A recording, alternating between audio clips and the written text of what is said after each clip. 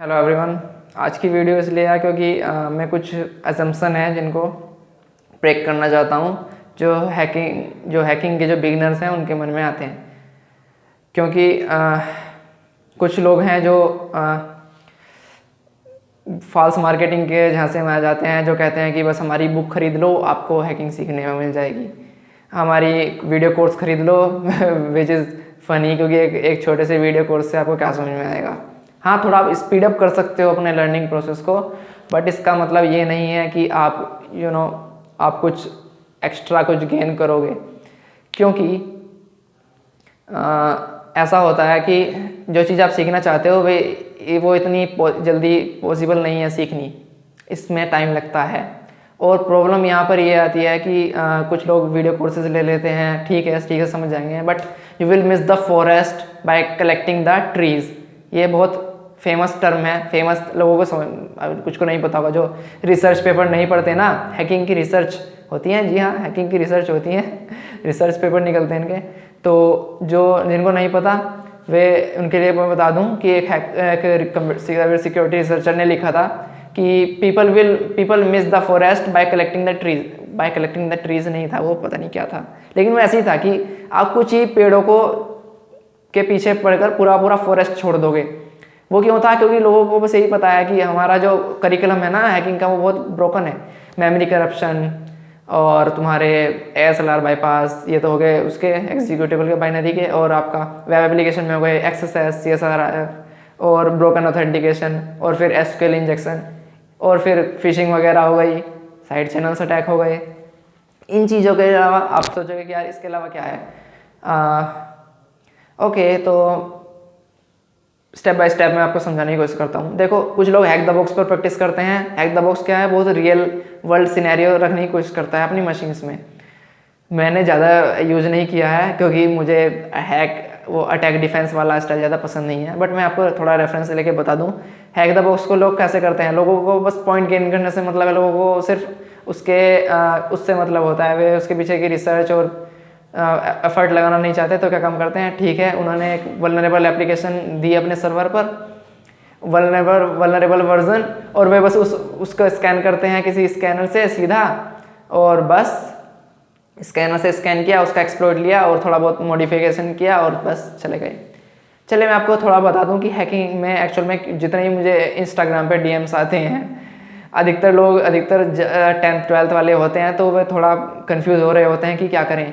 तो मैं उनको थोड़ा बता दूं कि हैकिंग में है क्या। देखो, मैं उनके नज़रिए से नहीं बता रहा हूँ जो बहुत बहुत पैसा कमा रहे हैं। मैं पैसा नहीं कमा रहा इससे, हैकिंग से। मैं तो सोच रहा हूँ मेरी कहीं को जॉब लग जाए ठीक ठाक से, फिर मैं थोड़ा कुछ कर लूँ।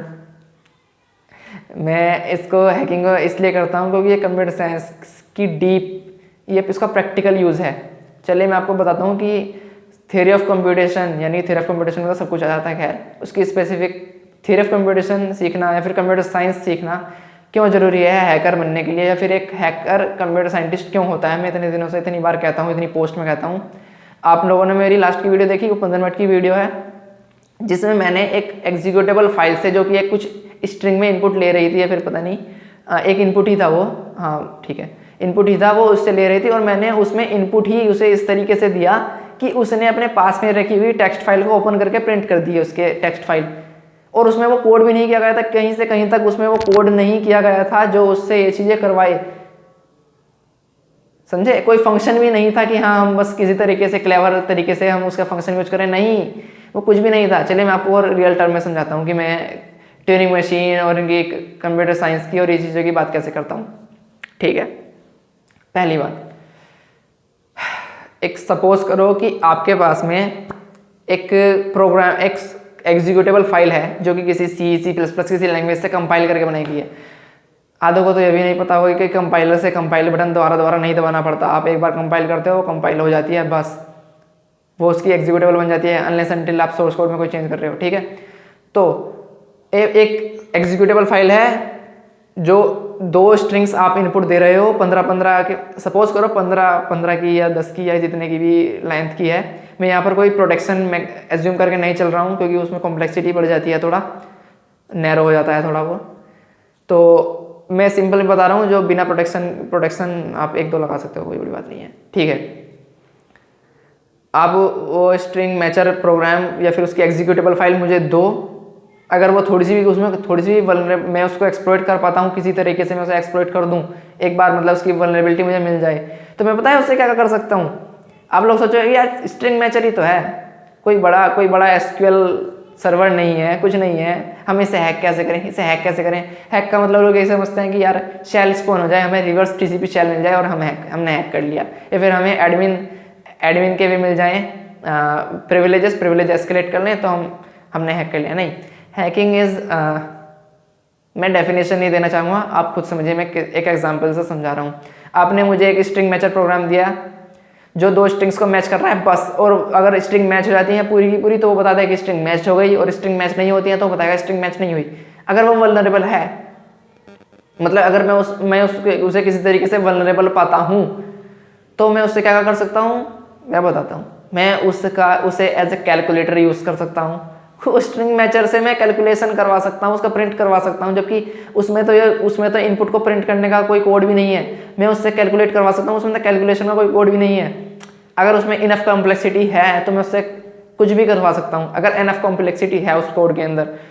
और अगर वो थोड़े प्रोटेक्शन कम हो तो मुझे तो उसकी भी जरूरत नहीं है, खैर वो सेपरेट टॉपिक है। पर अगर इनफ कॉम्प्लेक्सिटी हो आपके वल्नरेबल कोड में तो वो as a Turing machine behave करेगा, क्योंकि ये प्रोग्राम जो होते हैं, ये अधिकतर हमारे प्रोग्राम्स होते हैं नॉर्मल सिंपल वाले string matcher, they are the deterministic finite automata.